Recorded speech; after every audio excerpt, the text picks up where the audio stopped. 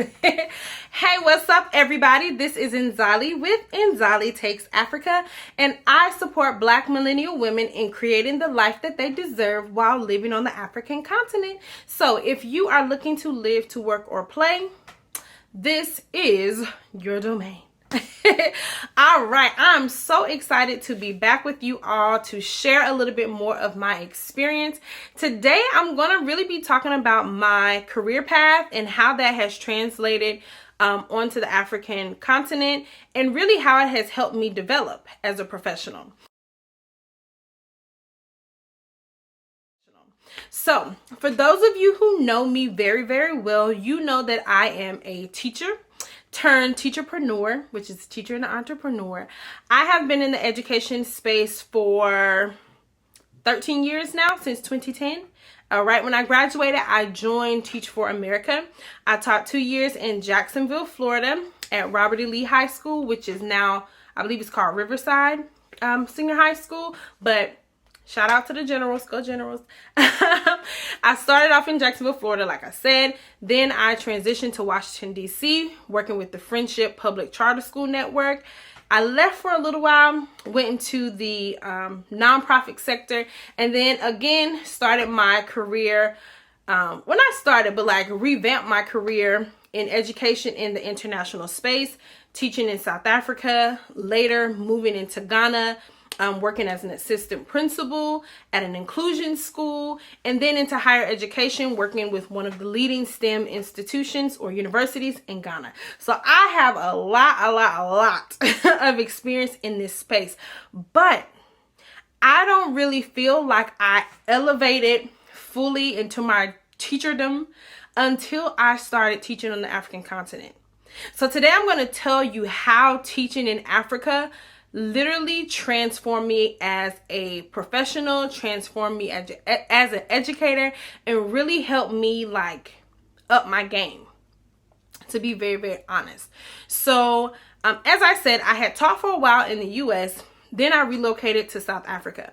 While I was in South Africa, I was in Limpopo, and I first was working in Majozi, and then I later switched to Lonsdale. While I was there, I was teaching English to grade 4, grade 5, and grade 6. I also was helping to do little trainings for teachers, and I also ran a girls club, Zazi, at a high school. So I did a whole bunch of stuff, right? But the crux of it was the teaching. Now, when I went to South Africa, my colleagues were like super excited because I was an educator. Sometimes when they get Peace Corps volunteers who are coming as teachers, they actually haven't taught.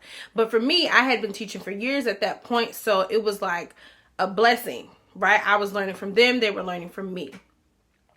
When I went to Ghana, again, I had already had the experience of teaching in an African country, and I just kind of slipped on in. I started doing more coaching, all of that kind of stuff. And in Ghana, I really got to do a lot of work with children with needs. And that was another like blessing.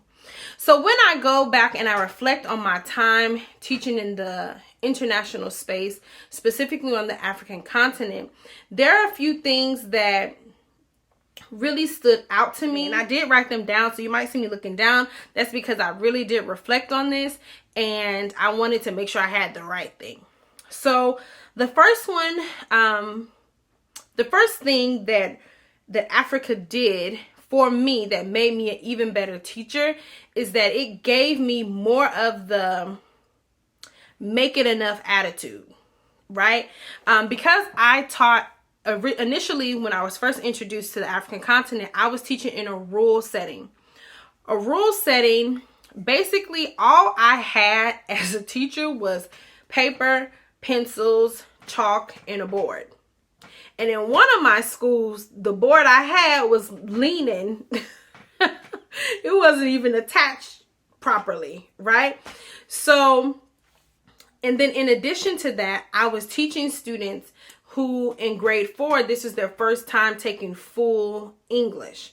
And what that means is basically in South Africa at that time, students would take their mother tongue language up until grade 4. And grade 4 is when they would switch to 100% English instruction. So basically, you're like teaching people who may not speak any English at all, for real, for real. So it made me have this make it enough attitude, which really sparked a lot more of my creativity. Those of us who have taught in the States, you know, there's the curriculum, there's the scope, there's the plan you have to do, there's the district, there's your principal, there's your academic lead. Everybody's telling you what to do, how to do, when to do it, how long to do it, and all of that. When I walked into my classrooms in South Africa and Ghana, wasn't nobody telling me no whole bunch of what you had to do, how you had to do it, when, and all of that. And because we didn't have a lot of resources to lean on, I didn't have a smart board. I didn't have laptops. I didn't have tablets. I didn't have, fancy equipment and assistive technology. I didn't have none of that. I had students, energy, chalk, and paper. At one of my schools, I didn't even have textbooks, right? And I'm teaching English. So it really helped me tap into my creativity. I literally was going through, how can I teach this to people, to students who don't, number one, have a great command of the language. I still need it to be fun, and I need them to really get something out of it. So that, I'm telling you, it really made me become a creative teacher, right? Like, I can take nothing and make something. I can take a concept and make a lesson with just me and people. We can go outside right now and I can teach you how to find the main idea. We ain't got to have no literature, right?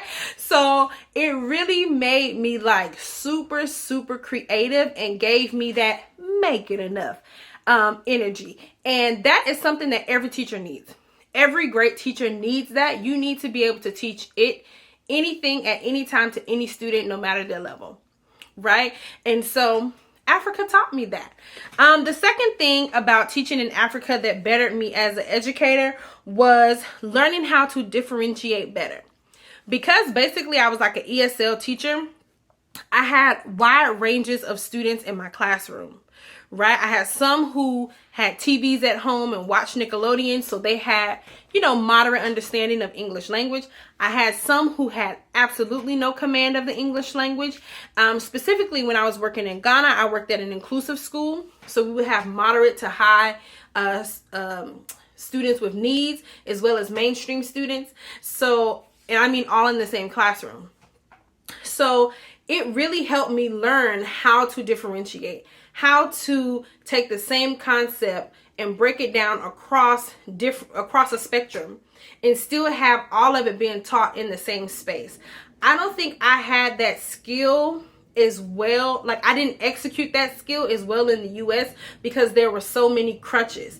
There was a TA. There was, a laptop that can just go and do something on there. But when you're in this space and you don't have that, you really have to plan for all of those different spaces. And so teaching in Africa really helped me hone, craft, and perfect how to differentiate when you have a wide spectrum of learners in one space. Because what those who have taught in Africa or who will in the future, what you'll realize is they put everybody in the same room. Every room is inclusive. And not because they are intentional about it. Like one of my schools where I was assistant principal, they were intentional. It was an inclusive school. But the government schools, it's not intentional. It's just funding, right? I don't have space for different classrooms. I don't have it. I don't have time in a schedule to be doing breakout sessions with this child and that child and all of that stuff. We don't even have the resources. We're trying to get the books for just the standard, So that was the second thing that helped me advance as an educator. The third thing that helped me advance as an educator while teaching in Africa was the students' energy. Students in Africa have a thirst for learning that is magnetic, it is electrifying, and it reinvigorates your passion as an educator. I didn't have that in the States. When I was working in the States, I was fighting my students to learn. I was fighting them to learn. When I moved to the African continent and started working in education, I never had to fight a student to learn. They were jumping up and down to just gain information. And that made me love teaching again. By the time I had gone to Africa, I had actually left and gone into the nonprofit sector, right? So I went from nonprofit work back into education, teaching in Africa. And it reignited it for me, so much so that when I took some time between South Africa and Ghana, I actually went back to the classroom. Because I was like, okay, I can do this again, And so it really gave me that, that energy for learning, energy for teaching. It really, really helped me get my energy back up. The next one is that Africa actually expanded me professionally because I became a coach.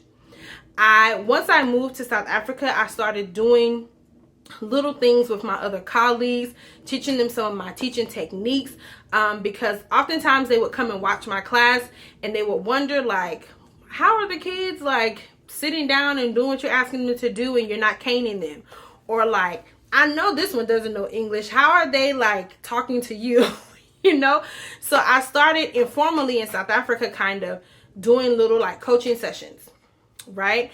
Now keep in mind, when I was in the States, I did work a summer institute with Teach for America as a coach, but it was only one summer, so it was just that one experience.